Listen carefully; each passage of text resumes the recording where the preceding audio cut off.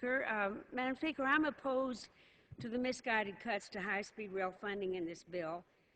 It will eliminate thousands of jobs, will halt a large number of rail projects across the country, and we are way behind every other nation, almost, industrial nations anyway, and hurt local and state economies.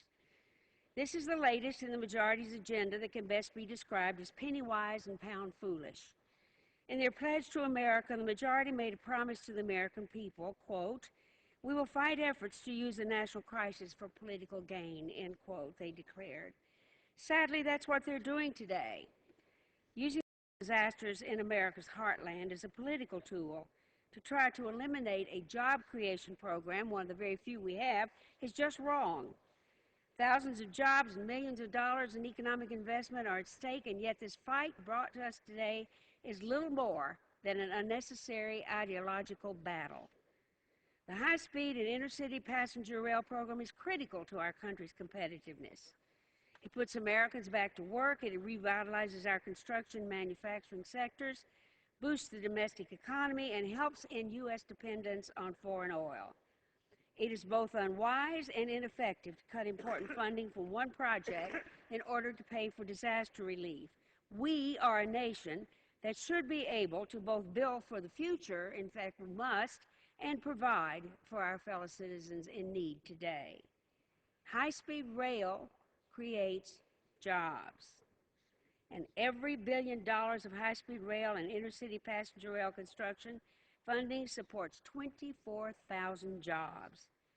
High-speed rail creates short-term jobs in construction, long-term jobs in ongoing maintenance and operation, indirect jobs by providing regions with access to a larger labor pool and driving economic development.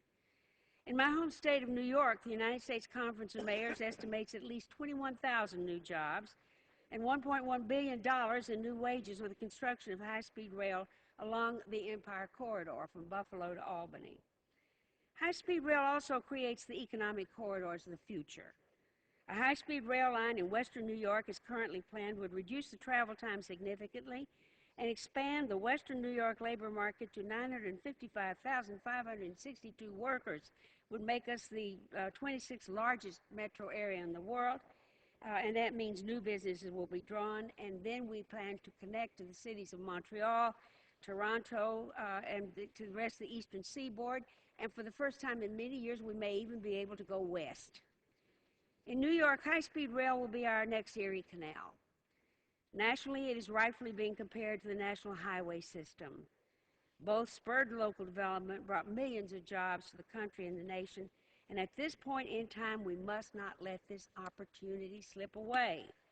What's more, rescinding funds for high-speed rail now, after $5.68 billion have already been obligated by the Federal Railway Administration, will negate the unprecedented work already being done by the FRA and its partners. FRA, the states, Amtrak, and infrastructure-owning railroads made significant progress in reaching service outcome agreements to ensure that intended project benefits are realized, while protecting the public's investment and the railroad's operating interests. The attempt to rescind this money is nothing but an opportunistic attempt to gain politically from a human tragedy. The flooding that has occurred in our nation's heartland is being used as an excuse to eliminate an investment in our transportation network and our future. This is morally reprehensible and economically irresponsible. If we're to be a competitive global economy in the years to come, we must dedicate ourselves to building the infrastructure that we will need to compete.